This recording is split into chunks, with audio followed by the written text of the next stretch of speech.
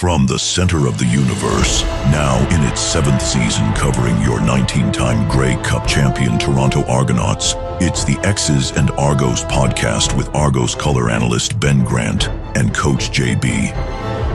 Welcome to the Xs and Argos pregame walkthrough, brought to you by Something in the Water Brewing. My name is Ben Grant, joined as always by JB, and we are here to get you set for the first game of the regular season, Toronto Argonauts at Montreal Alouettes this Friday. The CFL season is finally here. We've got a huge show for you today, too. I've got John Murphy, who's going to come and join me, the Toronto Argonauts Senior Advisor to the General Manager. He's going to talk to us about some of the roster cuts that were made this past weekend, some of the difficult decisions that had to be made heading into week one. Plus, JB and I are going to go through some of those cuts, what we liked, what we understand from it, what we question.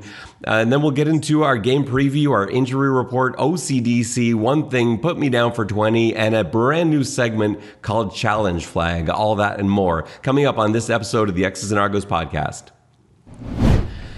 JB, I want to tell you about a couple of great options we have for you from Something in the Water Brewing at the LCBO specifically. If you can't make it down to Something in the Water Brewing in Liberty Village, and you should, especially to watch Argos practice, after Argos practice, before Argos games at BMO Field, it's the perfect location for that. But if you can't get down there, then you got to try out Tortuga Pale Ale, available at the LCBO, and another one that you might not have heard of yet, Peach Crisp, which smells and tastes like fuzzy peaches. So I know that appeals to just about everybody. So try those two out. And of course, Longboat Pale Ale is going to be coming out soon in tandem with the season getting going for the Toronto Argonauts and all things CFL getting underway. So make sure you check out Something in the Water Brewing.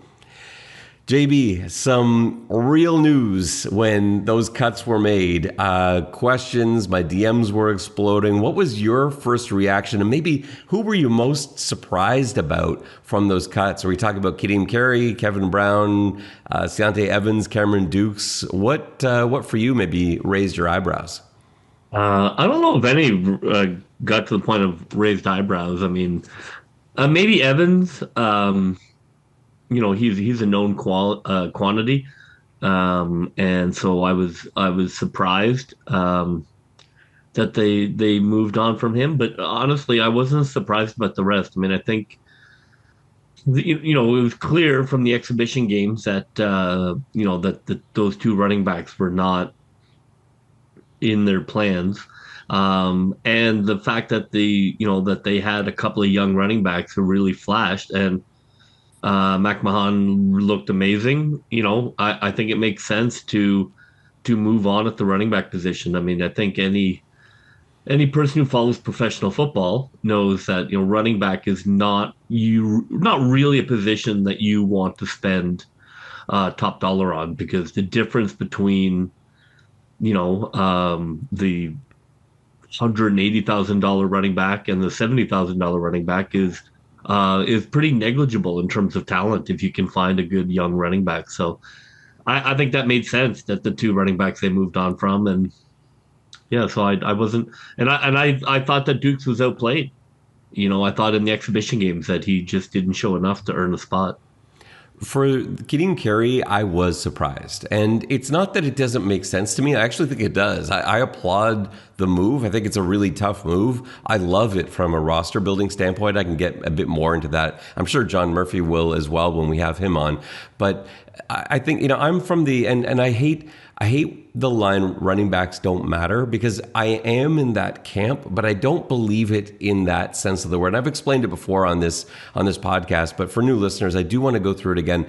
I'm not saying that running backs don't matter. It's kind of like what JB said, is that there are so many amazing running backs. That's the thing. Like, it is, the football world is spilling over with sensational running backs, guys that can't even get a CFL job, who, if they did, could be 1,000-yard rushers. There's so many of them, because the best athlete on almost any young Pop Warner team, high school team, JV team is going to be your running back. That's where so many of these tremendous athletes get put.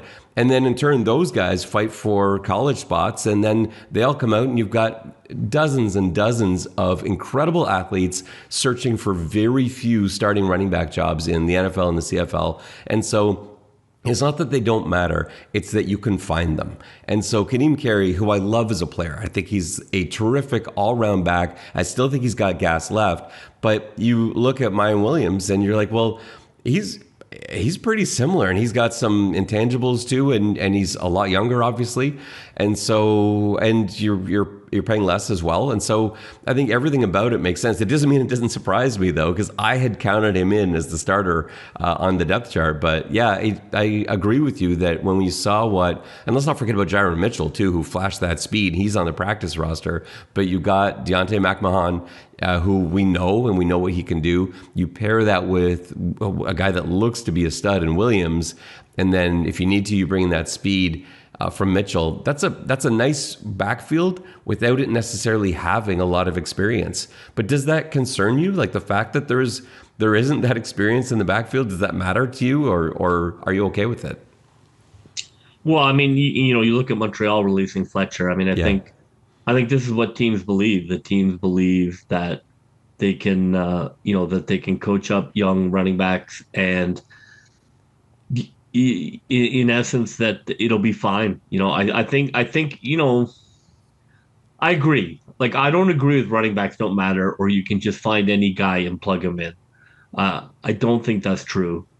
But I think if you think you have found some good young talent, then it makes sense to let that good young talent have a chance to play and to move on from older players. And Deontay Evans, you said you were a bit surprised. I think, to me, it boils down to Benji Franklin being okay to go, him having recovered enough from the injury, I think, where with that one last roster spot, it had to be someone there. I was still surprised it was Evans, but after seeing Quincy Mosier go the week before, and it turned out, we saw from watching that second preseason game, there was a lot of concern about Quincy Mosier, because I think everybody likes him as a player. It seems to be a great Sam, but you see what Donald Rutledge could come in and do, and the fact that Darius Bratton can seemingly play all over the place made it feel like someone was going to be going, and in an effort to keep the roster as young as possible, you got Bratton that's a young guy, and Deontay Evans, who, while he has an amazing resume, and I still think is an excellent player, I think he will find a spot somewhere in the league. He's a lot older, and so why not go with a guy like Bratton if it came down to those two guys, which I think it probably did. In which case, this move makes sense, even with those two Grey Cups and the All-Star nod that Deontay Evans has under his belt. So I think that one makes sense. Now, what about Cameron Dukes? I know you expected this. I wasn't sure we would see the staff move on from Cameron Dukes. I really felt like the value that he had in the starts, having been the guy last year when Chad Kelly was out for those first 9 games, Dukes was the guy they turned to in all but I think one game. And he got some huge wins. He got wins in tough environments. To me, I think it's hard for a coach and it's hard for a front office to just push that aside, even if they think the other guys they've gone with are better. And I think you would agree they were, and this is the right move. Yeah, 100%. Let's go through in terms of the rest of the roster. Any other cuts that jumped out at you where you're like, I'm surprised they kept that guy, or I'm surprised they released that guy? Like, for me, it seemed pretty clear. Yeah, no, I agree. I mean, it was very clear going in. I mean, I think there were a couple of questions at DB that were answered, and we obviously had a question about what are they going to do with 6 running backs, and the answer was cut a bunch of them. Yeah, clearly. And they are heavy on O-line. I think they're a little heavy on D-line too. That's not a bad thing. Like, if you're going to be heavy anywhere, you want it to be, and especially like Canadian O-line, that's if you can stockpile a Canadian O-lineman, you're in a good spot. As far as the defensive line, I still think they're trying to sort out the pieces. I'm really interested. The depth charts haven't come out yet, obviously, this being Tuesday we're recording on. I'm interested to see what they do with these defensive linemen and really what this depth chart looks like, because I think there's a lot of different directions they can go. We saw moments from Lanier where he looked fantastic. We saw moments where Christmas stepped up, but we saw those moments from guys we weren't really counting on, like Andrew Chatfield. I thought looked really good. I thought we got some really nice play. Well, I guess we expected that from Derek Parrish, but I thought he played really well. Jordan Williams, I thought, looked really good and was a little more versatile than I remember him being last year. So we'll see what they do with that D-line. We'll see what they do with the O-line. That's where a lot of those questions are going to be. And for me, I think you're going to see the more experienced O-line lineup this week, and probably the lesser experienced guys sort of backing up, because there were some questions when we saw Sirocco and Nicastro, for example, in backup roles. I expect Nicastro to be in there as a starter, but by the time you listen to this, we'll see how that room looks and how it's all shaking down. All right, JB, I'm going to put you on hold, and I'm going to put John Murphy in your place for a little bit, and then we'll come back and we'll continue on with our game preview, get into the injury reports and everything else that we got coming up on this pregame walkthrough edition of the Xs and Argos podcast. I'm joined now by Toronto Argonauts Senior Advisor to the General Manager, a man every CFL fan knows, John Murphy. John, thanks so much for joining me today. I really appreciate it. Absolutely, Ben. Great to see you.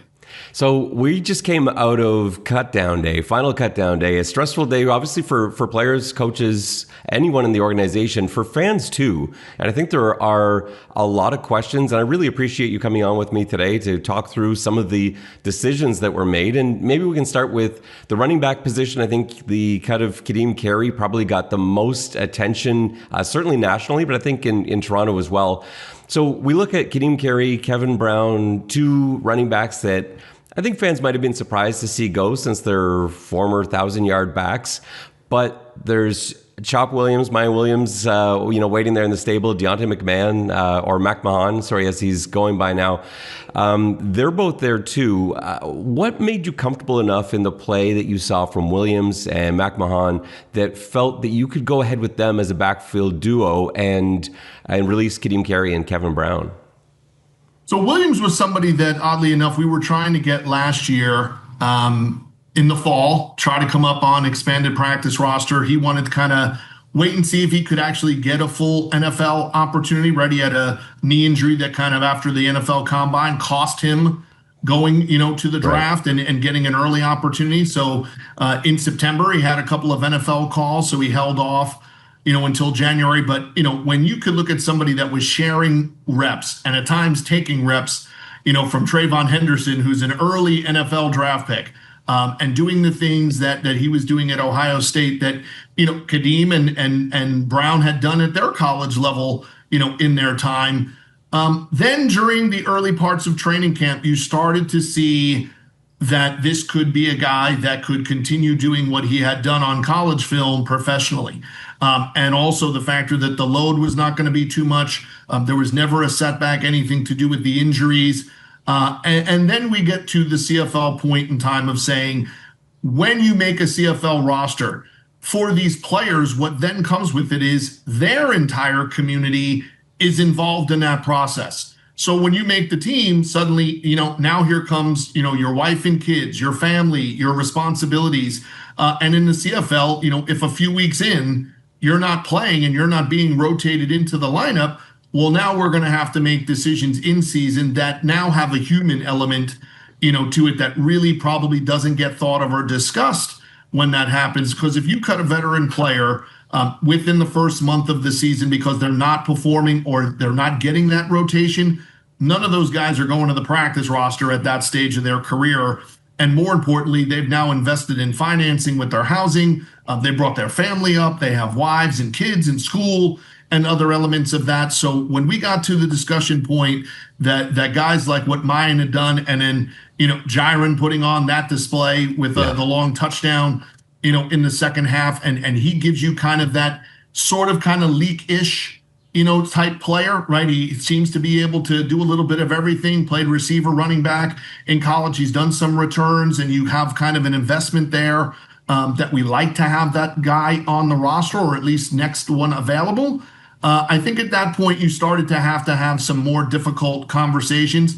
And then to be honest, the conversation continued, till about 2-3 in the morning, and then again at 7, 8, 9, a.m. to the point of saying like, hey, if we're willing to give Mayan a shot here, then what we should do is sort of act what would be not considered conservatively from a football standpoint, but to do the best thing for everybody involved, would not be to just keep somebody around for a week or two as an insurance policy and then not let them know that. Right. In this scenario, your batting average is a lot worse than people would ever imagine. The ones you don't hit on or the mistakes you make are right there out in the open for everybody to see. And we saw last year, right, McFadden, there's a three-way, race for the position. We picked a younger player and that player struggled a bit early, with the speed of the game. So we flipped back to McFadden. But then when he signed back with us, he knew he was going to be here the rest of the way. It settled him down. It settled the confidence of the group down. And for us, that was kind of the same pathway to say, let's treat everybody fairly, give everybody an evaluation last week. But then when it was time to make a move, kind of put our chips in with the younger players. You talk about Mayan Williams and how impressive he is. It's so funny when you were talking about that. I was thinking about the difference between how we looked at the double blue scrimmage, where of course there's you're not taking guys to the ground, plays are blown dead as soon as guys are touched, and then suddenly there he is in Hamilton, where it's obviously full contact and he's just bowling guys over. It was such an eye-opening moment of like that is what Chop Williams can do. Is more evident when you bring the tackle element in. Let's transition to the defensive side of the ball for a minute. I want to talk about Ciante Evans. He's a player I was really excited to see the Argos bring in this year. He's been such a good leader on and off the field. He's a two-time Grey Cup champion. He's an all-star. Coming in here, I thought, this might be a player that can really add some leadership to what is going to be a fairly different-looking defense. How difficult was that decision to let Ciante Evans go? Yeah, so Ciante, again, when we start training camp, we don't have Benji, Franklin for the first, couple of weeks. He's on vet injured at that time.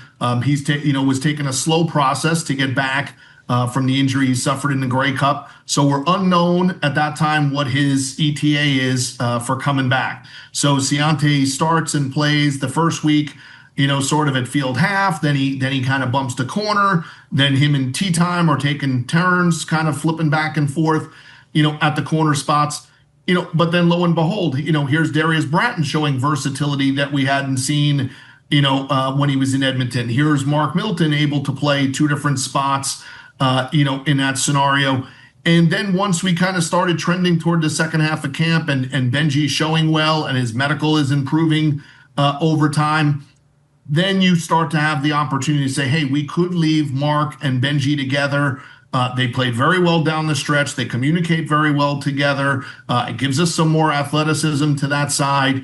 And then say, hey, the length that Bratton and Tea Time give you now to the other side is, again, something that gives us a little different look, right? Something different than we had, last year. And with the versatility of being able to play American or Canadian throughout the back end, it just kind of led again to that direction of saying, if you put Ciante, on one game, or if he is not active early and you're just waiting to see how these young guys perform, that becomes to me, a very conflict of interest for a veteran player who's very well liked, very well known by our staff, and myself and others had him in Calgary when he was coming out of school 10 years ago.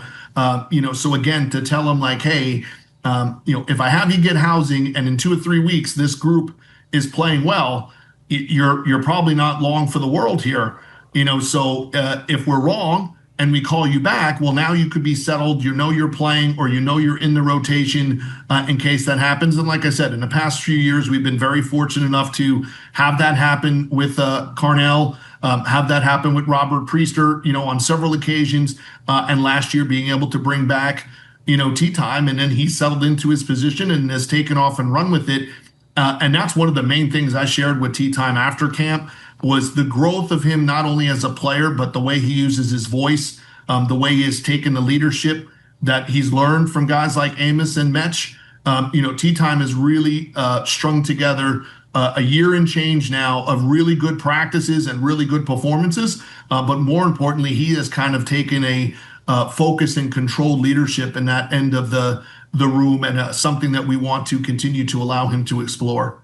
That's really neat to hear. I really appreciate that, because I think we often wonder what happens behind closed doors sometimes, and if people are able to change and step up and sort of become leaders. And I think we saw that a little bit with Wyndham McManus last year, where there weren't other voices, and he stepped in to sort of be that. And now he's kind of become that that true leader. But it's great to hear that in the secondary, you've got that happening as well with guys like Tavares that can make that transformation and make that jump. Let's move to another difficult one. Cameron Dukes. This was a tough one for a lot of fans. I know he's such a likable guy, such a likable player, and fans have seen him battle through some tough times, not just last year to start the season where the team was without Chad Kelly, and so Cameron Dukes was turned to in some really tough games, and he came through more often than not. And I think fans even go back to that 2023 game in Winnipeg, that harsh environment, and that's sort of where he first sort of stepped onto the national stage. What went into the decision there to go with Tucker Horn, to go with Daigie? Arbuckle, obviously, that I think everyone had already counted on, but the decision to go in a different direction from Cameron Dukes.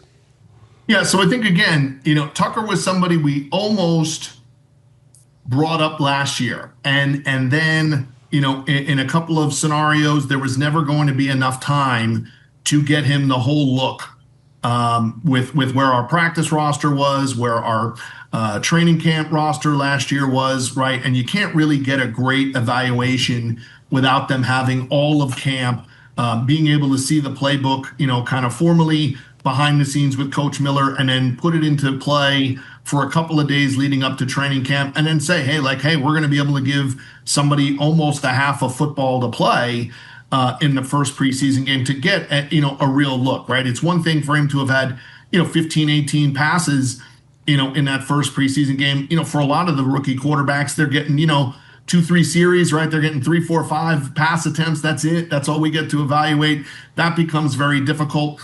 Again, I think you have to look at the position, when you have Chad and you have a franchise quarterback, and then we're fortunate enough to, get Nick back, have him last year, bring him back, treat him fairly in the open market as well with things. You're going to have to start trying to come up with ideas for how to manipulate your third string quarterback. So we were able to get, Cam to come back. We certainly had other options, with that. We then had Tucker under contract. And we get through that first preseason game, and there's still some things we don't like, right? And it's not about Cam Dukes. It's about the entire offense. It's about how we're playing on short yardage and goal line at times. And there was a discussion like, hey, can we get someone in? We will not risk Nick, in the second preseason game. Let's get somebody in who knows the CFL game, could take a week of coaching, and it gives us a chance to kick the tires on somebody in case you had gotten a different medical on Chad, or you have an injury. It's a long season. And Daigie was a kid that we had explored last year when Chad was not available, and we had talked to Edmonton about him. Ryan Hunter obviously played with him at Bowling Green and, had a background with him. And then some of our people that were in Edmonton that were with us in the past were like, hey, this kid's got a little something, to him. And, the short yardage, he sort of has that Dakota Prukop. He just sort of knows how to do it and has a little bit of a nose for that part. And he's a little stronger than you think, in terms of when he runs it in there, he's kind of hitting it, a little bit harder than you expect for a 195-pound guy.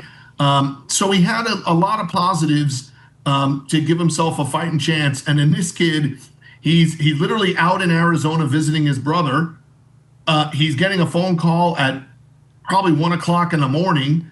He flies home, to Texas to go get a passport and a bag of clothes, and shows up 24 hours later after just kind of being in the airports for 2 days, 3 days, and he shows up and he performs like that. I think the things that we liked and we thought we saw on film then sort of just galvanized for him in that moment to say, hey, he goes in and he gets a short yardage that we had not gotten earlier in the game. And he goes in and gets it. And then he jumps in the drive and, handles it well and saw the game well for our offense. And I think when you have that opportunity, we then also have to fast forward. We're all hopeful that a month from now, Chad Kelly is playing. And if Chad is, somebody's going to the practice roster. And that's not going to be one of Nick Arbuckle or Cam Dukes. Whereas a kid like Tucker Horn can take these couple of weeks on the active roster, getting a chance to throw and work with the 2s and 3s, being in a classroom for that period of time. And then if he has to settle in on the practice roster for a period of time this year, now it's an investment. It's not going to be an investment for a guy that wants to challenge to be a 3 or 2, and in Cam's scenario, wants a chance to play, be active, and have a chance to play. And the last thing we shared with him is we were not going to utilize him as an asset. That's not the right thing to do with somebody who's given us what Cam put into this. It's the scenario, it's the business. We're making a choice to do something different, but the right thing to do is to let Cam go at that point, let him wait for the best opportunity that comes. And hey, like I told him in the CFL business, there's only 8 other teams. Your next best scenario could either come with us or against us. But we were not going to kind of pick that forum by just saying, hey, let's hold out hope somebody loses a guy and then we can trade him. Cam put too much time and effort into what he did here. He deserved a more respectful way of dealing with things. And that was just to tell him this is what we were going to do. We were going to kind of ride with Tucker and give Daigie a chance to jump in and compete to run the short yardage this year. And then we wish him nothing but the best of luck because, like you said, he more than made up, his opportunities from the Arena League to Coach Davis, who we are well aware of, out there sharing his info to us and did well at a workout and did well and helped us win football games, like you mentioned. And seeing those short yardage conversions from Diggy, there was a sigh of relief, I think, from Argos fans. And, I've been pounding the table for a short yardage quarterback that isn't Chad Kelly because he's good at it too, but you don't want him out there taking those hits. So that to me, I thought, as soon as I saw this, I was like, yeah, it's pretty tempting to have a guy like that on the roster at the very least for that ability. But yeah, we've seen he can sling the ball around pretty well too. He had that great touchdown drive in the second preseason game. Switching a little bit to talking about the culture and roster building with the Argonauts. I know Coach Dinwiddie's talked about it over the years that for him it's important, and I think for the front office as well, to build a culture as much as build a roster. How do the moves that we saw this past weekend maybe reflect that initiative going into 2025 season? Well, I think the big thing is all the guys that we evaluated, whether they're coming as free agents, whether we're evaluating, the XFL in the past or the UFL now and other leagues or college players that just don't make the NFL, we're also making sure that, if you lose the kind of quality people that we've lost in free agency, the kind of guys that were competing at training camp, and none of them were selfishly acting, right? Cam Dukes was sharing knowledge, with Tucker Horn, and Kadeem and those guys were sharing their information and how to transition to the CFL game, why it's so important for pass blocking, how you get into your routes and what you're going to need to do to be aware, of things in our league. That if you're replacing good football players, that's one thing. When you're also replacing good people and guys that are respected in the room, you have to make sure you're not bringing in guys that are not going to fit what we're doing. So they have to be ready to take that added responsibility on, because we tell all the guys the day they made the roster, like, hey, you are now taking rental ship of these jerseys. And the last time they were worn in a Grey Cup. And the times before that, they've been worn by people who you've heard of, some of whom are here working for us, most notably Pinball. But when you look at that, you should now be able to put your own stamp on those jerseys. So when you hand them off to the next player, that guy has a similar or better standard to fulfill, because you guys that are now taking ownership of these jerseys this year, you have some really big shoes to fill. When you look at the guys that you're replacing, when you look at the players that, have moved on or had to go to free agency or tough decisions had to be made, this is how you can try to compete at the best in 2025. But then at times it has to be shared with Ryan and the staff to say, hey, the other thing we have to keep another eye on here is how do you stay at this level 25, 26, 27, the way we have 21, 22, 23, 24. We're not winning any games starting this Friday with things we've accomplished in the past. So sometimes it requires making decisions that don't make common sense in the moment, that then later on can come back and you can say, oh, I see why you held on to player X. I see what this guy, adds to the equation, because quickly Jamal Peters, last player in training camp a few years ago, right? Quantez Stiggers, the last guy anybody knew about, in terms of pedigree and what they had done to date prior to getting here. Makai Polk showed up on the Sunday before cutdown and made the practice roster, and 2 weeks later he's in the lineup, and the rest is history. And Ralph Holley was in third place of the D tackles after rookie camp. And slowly but surely, the time and the effort, between himself and what Coach Maxey invested in him, and then Holley having the perseverance and just determination to change the NFL body type into a CFL body type, and then run, and take a job, right? Jordan Williams dressed week 1, Holley dressed week 2.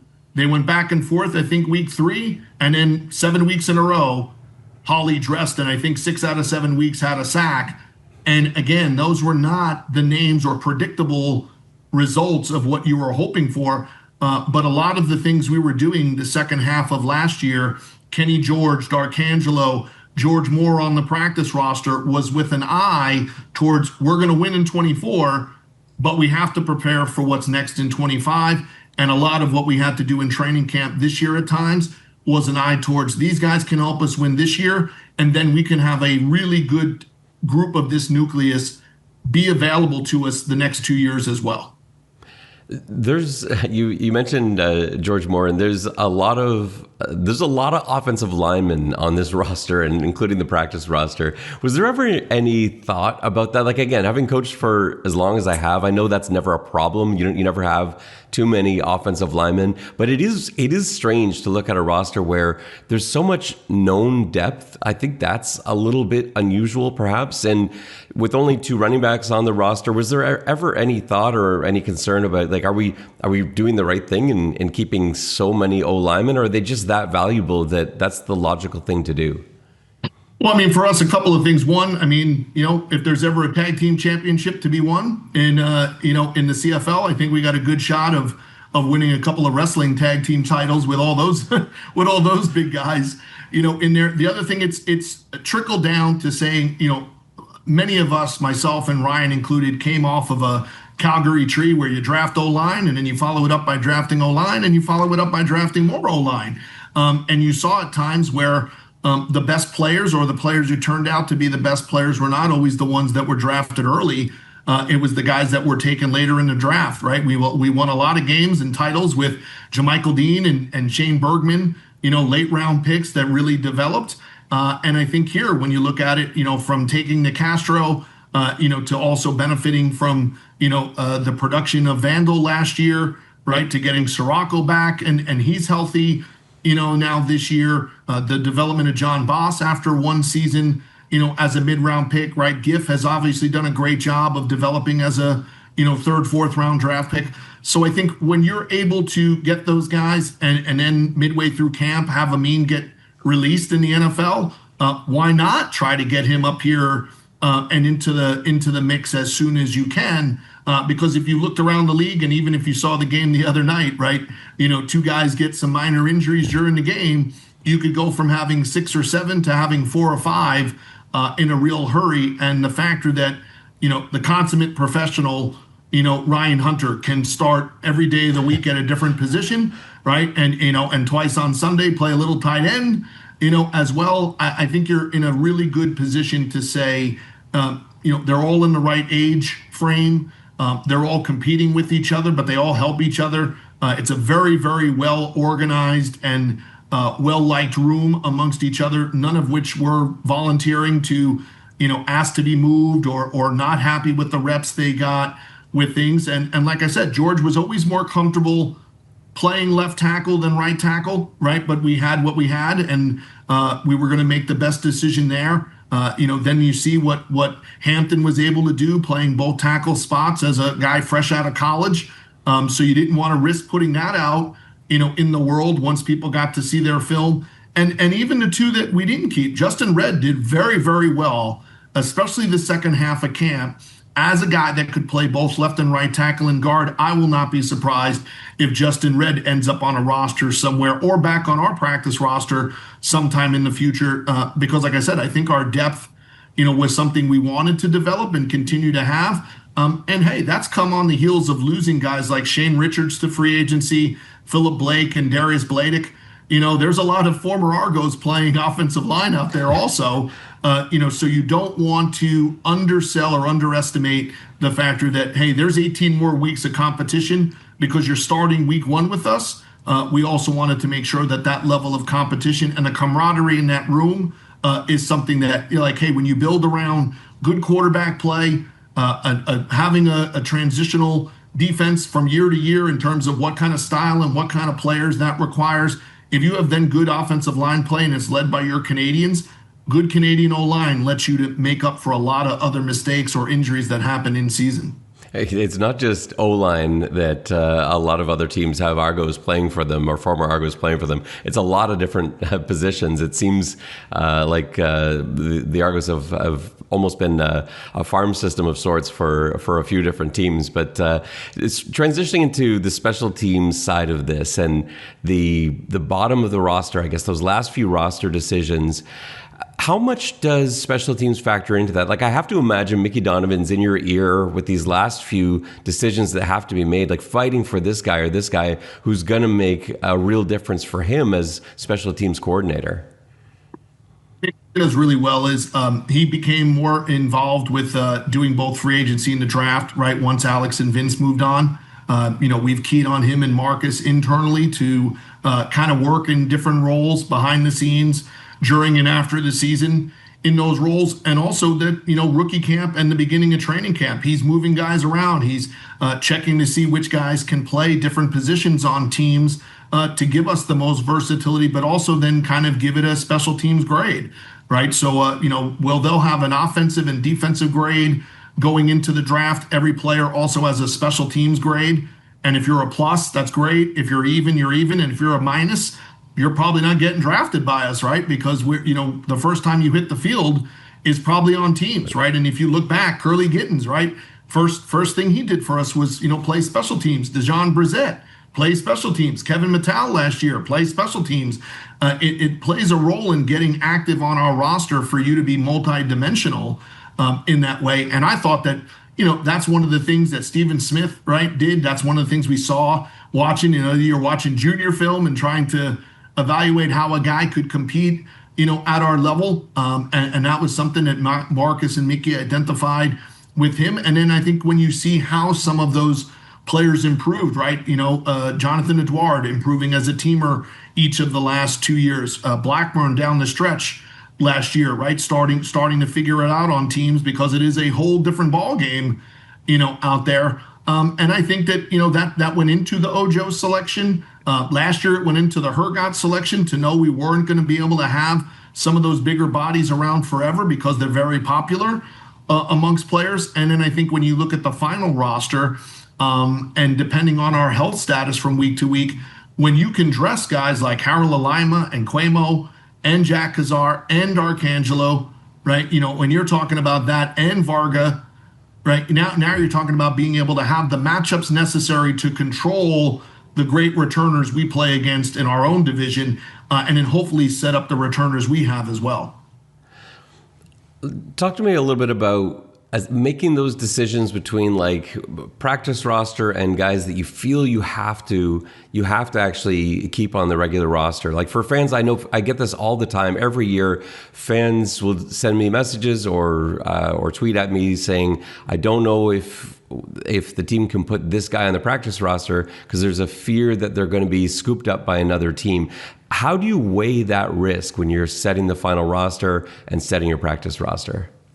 I think early on, when you look at the schedule that you're presented with, and what's the ebbs and flows of that schedule, and then where is a player at in terms of what things have to happen early in order for that player to get on the field. And for this year, for example, not having enough, running out of quality time and reps to really decide who do we really like after losing Brian Cox, to the unfortunate injury. Okay, hey, last year it was DB, a receiver, and then we kind of moved things around to keep an extra DB to figure it out until we did. Okay, well, this year we're going to do that with the D line and say, hey, we have a road game, but now we have 2 home games after that. We kind of have 2 longer practice weeks. We could get some eyes on these kids that we really liked down the stretch. Tough decisions there, but to say, hey, each of them knew that they kind of finished 2 ABC, in the running for that. So hey, we're gonna keep the competition going. And one day Reeves could have been the next guy up. Other days DeMarcus could have, and he might have the body type to play inside and outside. And then I thought again, for a guy that showed up with less than a week, before camp, and two sessions with Coach Marshall, one day with all his teammates, in the room trying to go over everything. Brevin Allen has a lot of what the physical traits that we wanted out of Brian, to set the edge, to be physical, to be able to play the run on first down. That's when you look against opponents that played really well against us, right, or teams that played us hard last year, Ottawa with those 2 ends that play like that, Winnipeg, the 2 guys that rotated opposite Willie, last year, those teams that play like that, they played really well on first down, that then got them into some really good second down opportunities. So we compared Brevin's body type and his past performances, especially in college, with the numbers he put up, to be somebody that maybe one day could be seen as the same as any of those players that are mentioned, right? Where you're going to find the next guy is the same place that everybody else has found the next guy, and it's not going to be somebody who just shows up, and is perfectly fit or conditioned for our game. It's going to take a little bit of time. So this year, our decision was early in the year, we want to make sure we can rotate pass rushers, keep everybody fresh. If somebody struggles with the 1 yard off, or, gets a couple of offside penalties, we can relax and put him back down, teach it up and coaching it up. And when you give Coach Marshall a room full of pass rushers, as you could see in Ottawa the last couple of years, he's had real great success with that. And they're one of the teams we had struggles with, in pass pro. And I think that, we give him a room full of guys, he's going to turn out to have a productive room for us. Brevin Allen's a fun player to watch, and I know how much fans love cheering for guys that come from fun programs that they haven't heard of before. And the Campbell Fighting Camels already has the attention of a bunch of fans in the fan base, so they're excited to see him make it up to the roster at some point and see what he can do. So, John, the roster's set. We got week 1 coming up. Montreal starts it all off in Montreal. What are you most excited about, I guess, with the group that you've assembled here? Coming into week 1, what are you looking forward to see? I think the major thing is that they're going to get, if you want a real taste of the environment of what CFL football is going to be, here it is, right? And you're taking on the onus of the factor that, hey, last year, we flipped the tables, right? We beat them at home. We move on and go to the Grey Cup. Most of their roster is then back because, like ours, they were determined to get back and get back together. So I think for our guys, it's going to set the tone early to know that, hey, this may be a week 1 matchup, but I feel very confident, that if you had to rate the 4 games in terms of physicality and putting your pads on, that you're putting the pads on, week 1 in this game, right? When you just go down the list of players who are dressing, Winton, D'Arcangelo, Sankey, Beverett, the guys that they have, right? It's very similar, in terms of those big bodies. Now both teams have made very similar decisions at running back. We're both going to have a different type quarterback, right? Neither one of us, has the quarterback that was last in there starting week 1, last season. Both teams have a lot of playmakers on offense. And I said, I think it's a very interesting, matchup to give our guys a chance to say, hey, it's a great bonding experience, right? We'd never want to volunteer to play week 1, in Montreal, not something you're volunteering for, but once you see it on the schedule, I think, the bells and whistles and horns aside, you're very excited for that opportunity because you're going to get to learn right away. What do you have? What are we going to have to work on? And what is one of the prime opponents for us, this season? If you want to have any conversation about how well you're going to play this year, from an Argos standpoint, this is going to be a great litmus test. And so was the last 2 weeks, to go against that opponent. That again, they made changes. They have a new GM there with a different philosophy and some new players. But I mean, it didn't take all but 5 minutes for those two teams to be on the field. For the temperature to start bubbling a little bit there for what it will be like in season. So I think it's an exciting division. It's great that the East is now thought of the way that it is, because it should be.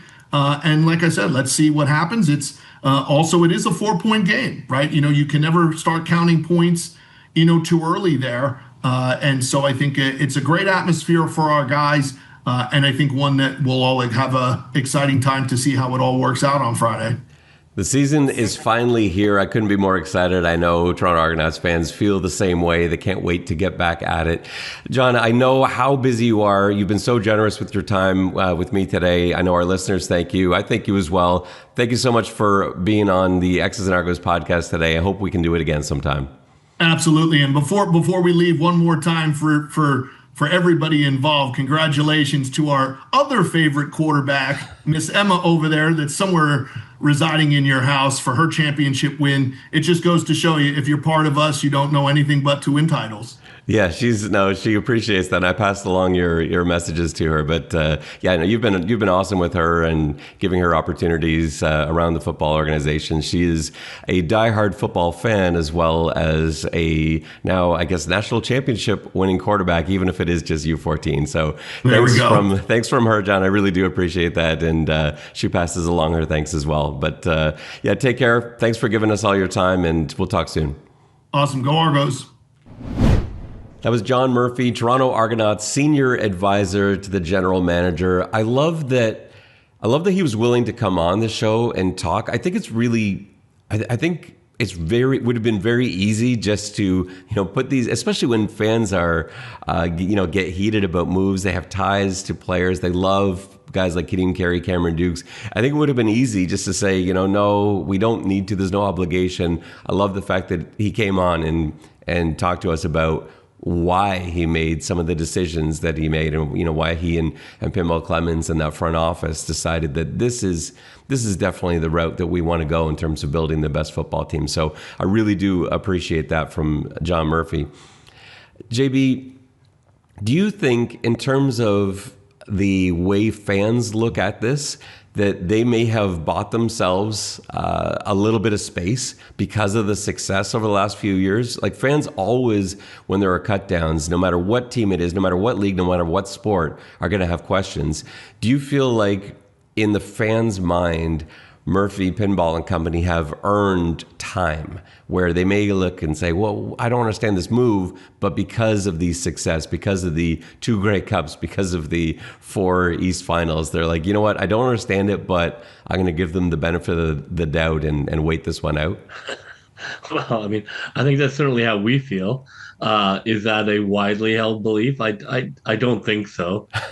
I think most people, are like, what? We cut Kadeem Carey. Well, who are we keeping? Who's that? I've never heard of that person, which is fair enough. Look, and sometimes they're right. Sometimes these things come back to haunt you. Certainly the Argos got very lucky, with Janarian Grant, who Winnipeg thought they could move on, and that was like a smart football move, and then turned out to be maybe not so smart.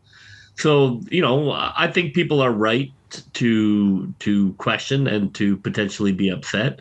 I think most people, if you look at the decisions that have been made over the last 4 years, you should give the benefit of the doubt. But I can see why there's concern. I mean, those are big names to cut, and you're not replacing them with anybody, especially on a team that, is Chad Kelly going to start? Is Chad Kelly coming in, after 6 games? It's a team in turmoil. So I get the concern, because it is definitely rolling the dice on some young running backs. The season starts on Friday, 7:30 in Montreal. This, hearing John Murphy talk about this game too, there's a sense that, yeah, it's the first game in a very long season of 18 regular season games. But I don't want to say I'd forgotten about it, but, he brought up how this is going to be a hard-hitting affair because of how it ended. Like, I think, we saw a little bit of that last year because of how the Argos season ended in 2023, that, there was a little bit of aggression on the field that we saw.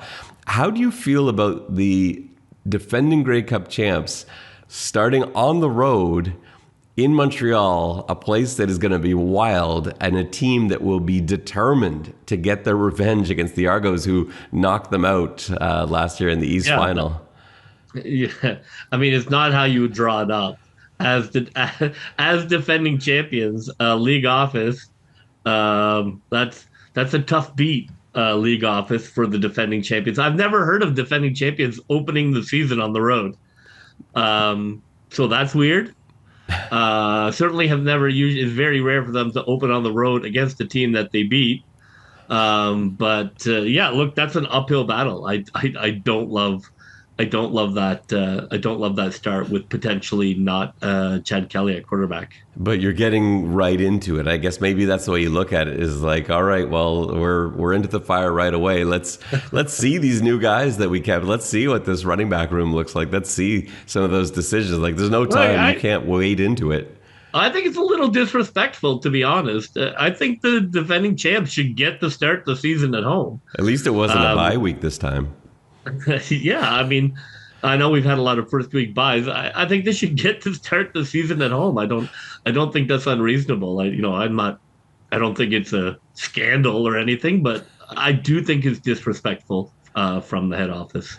And the banner raising will be the following week, that's one that you definitely have to be at BMO Field on the 14th for the banner raising. And you should get your tickets now too, because they are giving away replica Grey Cup rings, and that's something that everyone loves those. And so first 10,000 fans are getting those replica Grey Cup rings. So if you haven't yet bought your tickets to the home opener, you've got to do so. That's going to be a good one. That's a Saturday game.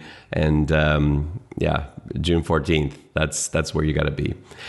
Let's get into this injury report, and maybe we can shed some light on what we think the roster is going to look like. In terms of Montreal's injuries first, Mustafa Johnson still not fully recovered from that injury he suffered at the end of last season. I think that is a break for the Argonauts. He is a heck of a player, and he, with that knee injury, did not practice yet this week. I think it would be unlikely to see him at this point, although we haven't heard anything on that. Deontay Ruffin also not practicing all week, along with a few other Alouettes.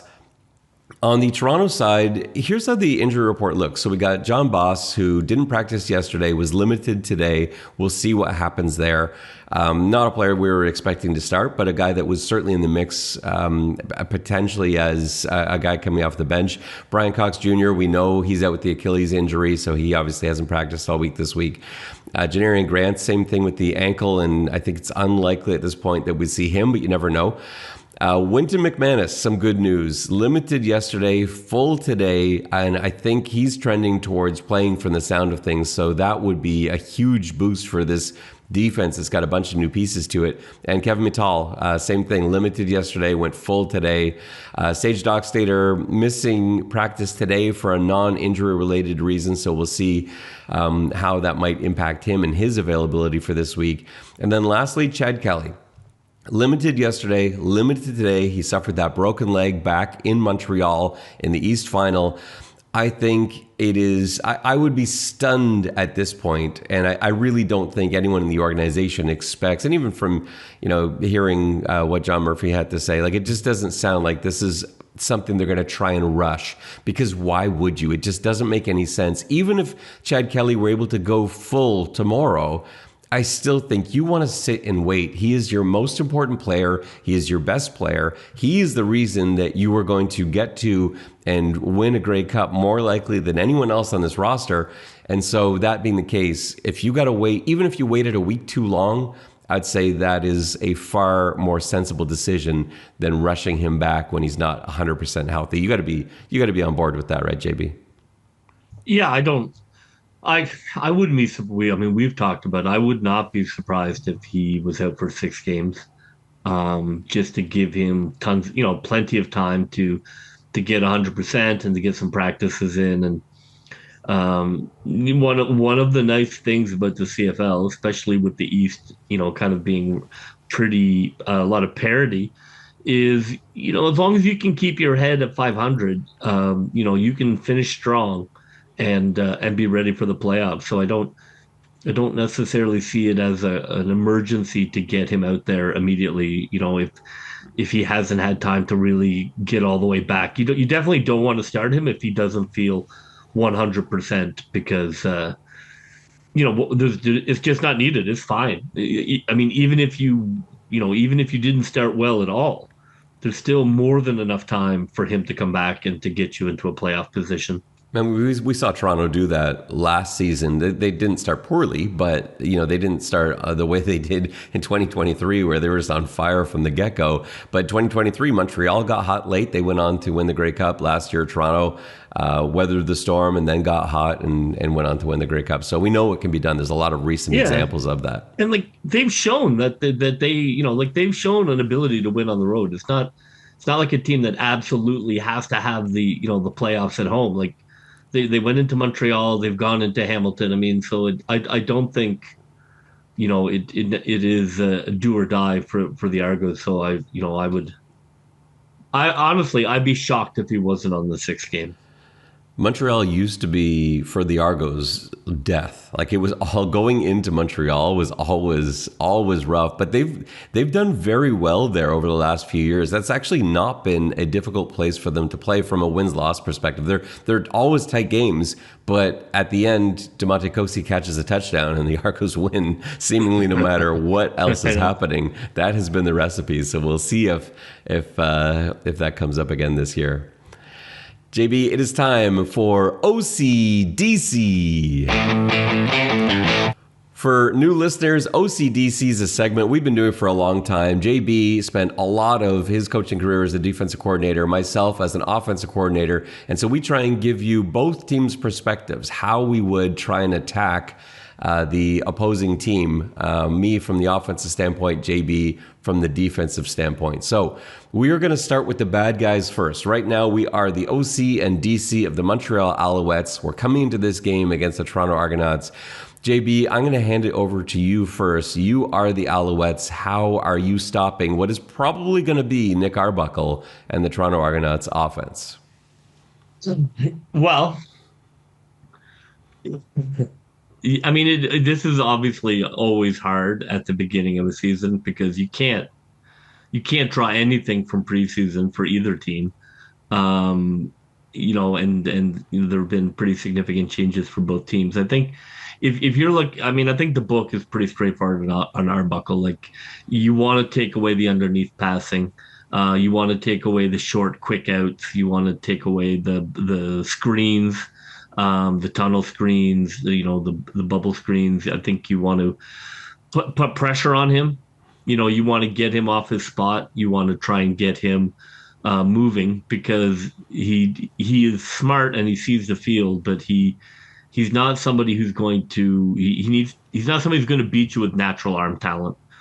So if I'm Montreal, I'm bringing lots of heat. I am forcing him to try and get the ball down the field. Lots of underneath man coverage, take away the quick, easy passes, daring him to hit 30-yard passes. And if he does, then hats off to him. But I think that you have to play it as aggressively as possible with Arbuckle. Flipping over to the other side of the ball, if I'm calling the offense for Montreal this week, I think it is hugely important, not just from a this week standpoint, but from your season going forward standpoint. It is absolutely crucial that you get Davis Alexander off to a hot start. Alexander is who you've put your money in, your faith in. Like, he is the plan this year. And I know if this game doesn't go well for him, because we've heard noise already just from his rough preseason. People have been talking. Alouettes fans are starting to get nervous. You're seeing it in the press as well. it is imperative that Davis Alexander get off to a good start and put up some points. And so I think you are paring things down as much as you can, keeping it very simple. I think you're going back to some of the things that he does really well. I think you're looking to get the ball out of his hands quickly. I think you're going to try and lean on a run game that I think they probably have a lot of faith in this year as the Montreal Alouettes. Like we talked about already, they've gone kind of a similar road to what Toronto's done in their backfield. And so I think you try and take that pressure off by establishing the run, by getting lots of quick passes, those 5-yard balls that you can keep pushing downfield. We know Montreal will do that. Like we saw Montreal do that last year with Cody Fajardo, where they will allow Toronto to back up off the ball a little bit and go 5 yards at a time. I think that has to be the strategy, at least at the start of the game. Get Davis comfortable, get him completing a high percentage of passes. And then when Toronto starts to get frustrated, when they start to come in a little bit and start to press, now you can take those shots downfield. And they've got a good receiving core for that too. They can find those targets downfield and see if they can take advantage of maybe some early busts as well that you sometimes see when you've got some new pieces in a secondary, and that's kind of what we're looking at in terms of the Toronto Argonauts defensive secondary. All right, JB, let's switch over to the good guys, and we'll start with you and your defensive plan. How do you stop Davis Alexander and the Montreal Alouettes if you're calling the D for the Argos? Yeah, I think that, I mean, obviously Philpott's a problem, and you need to try and eliminate him. As much as possible. He's going to be looking for him. I think he's a guy that can eat you up. So I'm looking to double him. Certainly in obvious passing downs. He kind of gets the whole engine going for Montreal. They are okay at passing. I think if you're thinking as an Argo defender, that Montreal crowd is ready to turn on their quarterback. And I think you can use that to your advantage. I think there's not a lot of film. You can throw a lot more blitzes without having, people sort of studied them. I know that Toronto cannot. They haven't shown that it's a very new defensive line, so you're going to have to send heat. It is a gamble, but if it were me, in the first quarter, I would really try and turn. I think if you can get Alexander to throw a pick, I mean, that crowd is gone. That crowd is going to be looking for McLeod. Maybe we don't want McLeod in, but I think that first quarter, I think you bring as much as you can to try and turn that crowd against him and use that mentality. It's a risk for sure because you're going to have to bring numbers to bring heat. But I would dare him to beat you. For the Toronto Argonauts offense, I want to go highly complex. You've got almost every piece back. You've got Arbuckle, who knows the system extremely well.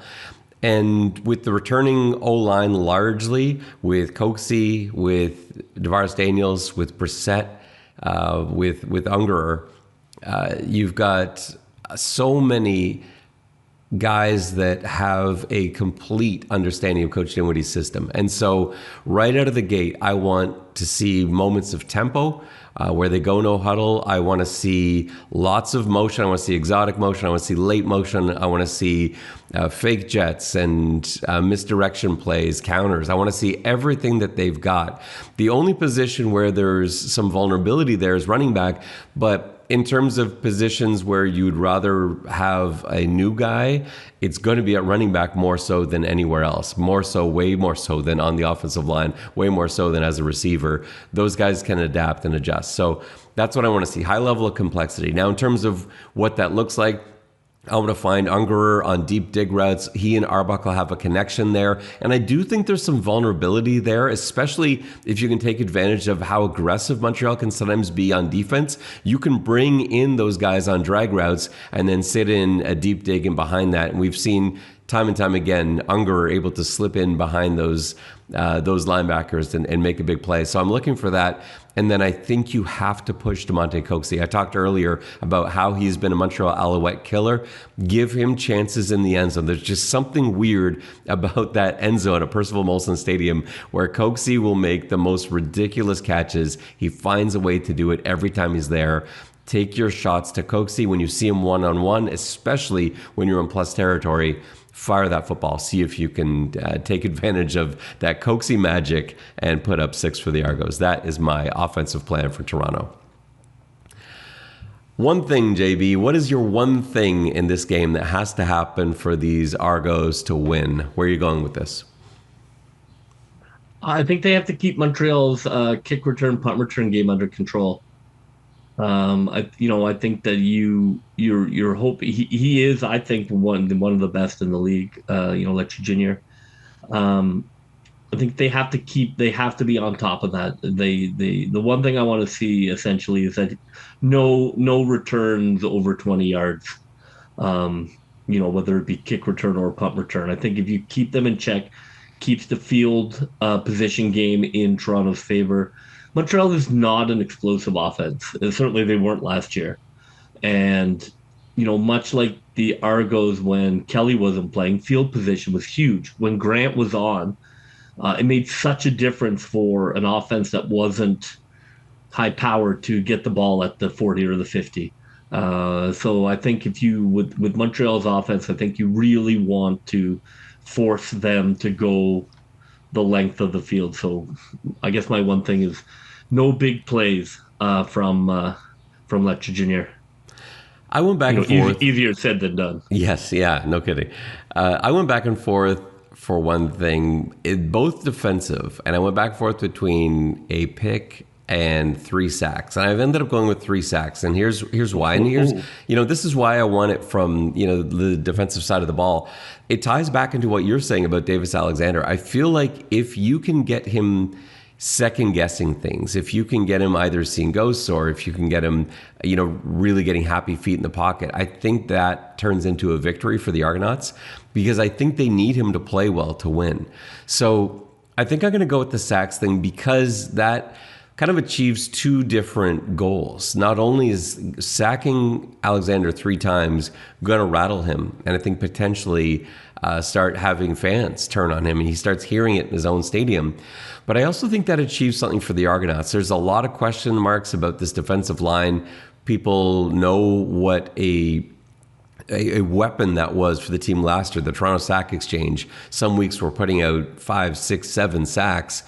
And the expectations are not high for this group coming in. And so I think this would be a big boost of confidence for the defense, for the one positional group on defense where there is some uncertainty. If they can, without necessarily blitzing, put up some sack numbers, even if it is with blitz, that's okay. But if they can get him down 3 times or more, I think this turns into a Toronto win. So that is my one thing. It is time for Put Me Down for 20, JB's favorite segment of the podcast, where he loses all of his fictional golden fleeces. For new listeners, this is how this segment works. We start the year with 200 golden fleeces, and every week we must wager 20 such fleeces on 2 different bets, one which is Argos-based and one which is non-Argos-based. And then we see how we do at the end of the year, and spoiler alert, at the end of the year, I'm up, and JB has already gone to the Golden Fleece Bank several times to withdraw more golden fleeces. No, that's ancient history. Ancient history. My family was well fed and warm last season. That's true. You did make it out. You did make it out alive last year. So maybe I should be a little bit more fair. All right, let's get to it. I'll put mine out here first as the defending champion on the fleece bets.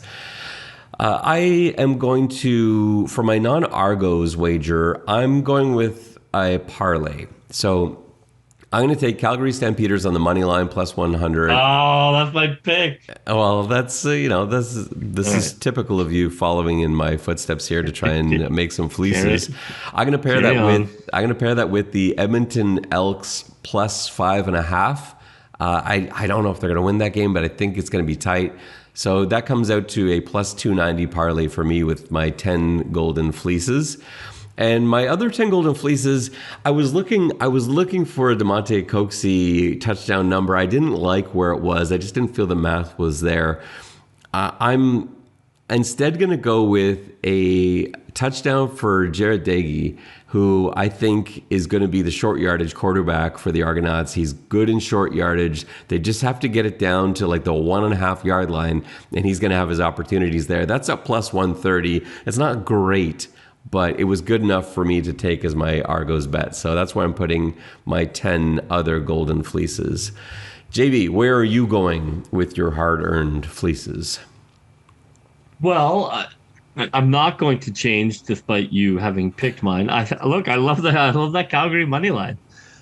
I don't get that money line. I don't understand Hamilton being favored in Calgary. No, thank you. Well, I think the public's all over Calgary being terrible this year. Every power ranking I've seen, except the CFL's power rankings, I feel like they had Edmonton last. I can't remember, but the consensus is that Calgary is going to be terrible, and I don't know if that's the case. I don't think this is going to be a Grey Cup winning season for them, but I don't think they're going to be anywhere near as bad as everyone seems to think. And so, even money at home, I just feel like that's a pretty good bet. Yeah, me too. So, I have that 10 on that, and my other 10. Look, I'm going to go with my guy Devaris Daniels at plus 240. Yeah, good price. I think that's a good price for him. He runs hot and cold, but I think if Arbuckle's in, he's going to be looking for Daniels, and I like that, and I think Montreal's going to do everything in their power to stop Coxey. I think Daniels is kind of a silent weapon there. So I like him for a touchdown. As always, don't take any of our fictional wagers too seriously. You should never bet anything that you can't afford to lose to the cost of entertainment, and certainly should not be investing in anything that we say, because we clearly do not know what we're doing. But this is a fun segment that we enjoyed doing weekly. Let's get into our final and new segment, JB. This one is called Challenge Flag. So here's how this is going to work. Every week, JB is going to make his picks, just straight up picks, no spreads, anything else. He'll make his picks, and then after he makes his picks, I am going to throw a challenge flag. I am going to tell him that this pick you made is going to be wrong. If his pick is correct, if that one pick is correct, then he wins the point for that week. If I get it right and I call him out on his one pick that is incorrect, I get the point for that week. And at the end of the year, we will tabulate the results and see who is the winner and who is the loser. All right, JB. Well, I don't think we need to wait till the end of the year to tabulate. This is going to be a fairly straightforward mathematical. That's true. We can just add it up every week and tell you who's winning and who's losing. That's fair enough. We will not need a supercomputer. No, probably not. We're just adding numbers up to a maximum of 18. All right, let's start things off with the opener. So Ottawa at Saskatchewan. JB, where are you going with that pick? Saskatchewan at home. I like the Rough Riders. I think they're going to be good. It's not terribly insightful, but it's true. You think they're going to be good? It works, and you've been on them for 4 years now. So look, I thought they were good last year. I mean, it just kind of fell apart a little bit. But I really like Coach Mason. I like Saskatchewan at home for sure. They should be in the mix for sure. Toronto at Montreal. Where are you going with that one? I definitely. You know what? I'm gonna go Toronto. Oh, I was all ready to throw my challenge flag on that. I'm gonna go Toronto. I think that I just don't believe in Montreal. I don't think Alexander is the answer. Look, defensively, they're very good. I think it's going to be a rock fight. I think it's going to be tough. Toronto's got a great kicker. Toronto has a really nice collection of wide receivers. Montreal's offense does not scare me against Toronto's kind of evolving defense. So I think Toronto in a nail biter. Hamilton at Calgary. Are you sticking with your Stampeders? Yeah, or are you hedging? Calgary at home. I like Calgary at home. I think they're going to be better. think they're too proud a franchise, and there are too many smart people for that team just to be in some sort of red blackian malaise for a decade. And then finally, Edmonton at BC. What's your pick there? My Elks. I do love my Elks. Edmonton is, I don't know. They are funny. But I like BC at home. I probably wouldn't pick the Argos against BC at home. BC at home is maybe the best home field advantage. So I like them at home. So you're taking BC after all that about your Elks? You don't feel like that's... No, I mean, they amuse me and they lose me money, but I cannot. I don't know. I don't know what's going on with that franchise. I'll have to see how things look. But that is one House of Carnival Mirrors organization. This made it tough for me. I don't feel good about... I actually probably would have made these same 4 picks. Actually, I would have made these same 4 picks. So throwing a challenge flag here, common sense would tell me I should take Hamilton because they're favored in that matchup, and everybody else, I don't know. This is tough. I think I'm gonna save it to the last game of the week, and I think it'll be more fun. I'm gonna challenge Edmonton, BC. So I'm gonna pick. I'm gonna have to ride with your Elks, JB, because I know it'll hurt that much more when they come out on top and BC plays. So that's where I'm throwing my challenge flag. I'm on the Elks for this week. Let's see if I can start that one off 1-0. I feel like the name of this segment is just trying to bait me into challenge flag commentary, but I will not be baited. All right, well, we'll see how this one all works out. This, I think, is shaping up to be a really fun segment. I'm glad that we added that for this season. That will just about do it for us on this pregame walkthrough episode of the Xs and Argos podcast. It's Toronto Argonauts at Montreal Alouettes this Friday night. You can catch the game on TSN, and you can listen to the call, Mike Hogan and I, on TSN 1050. The game starts at 7:30 p.m. Thanks again to John Murphy for joining us in this episode. For JB, this is Ben Grant saying so long, and may all your pre-snap reads be good ones. I'll see ya. Go, Toronto Argos, go, go, go. Pull together, fight the foe, foe, foe.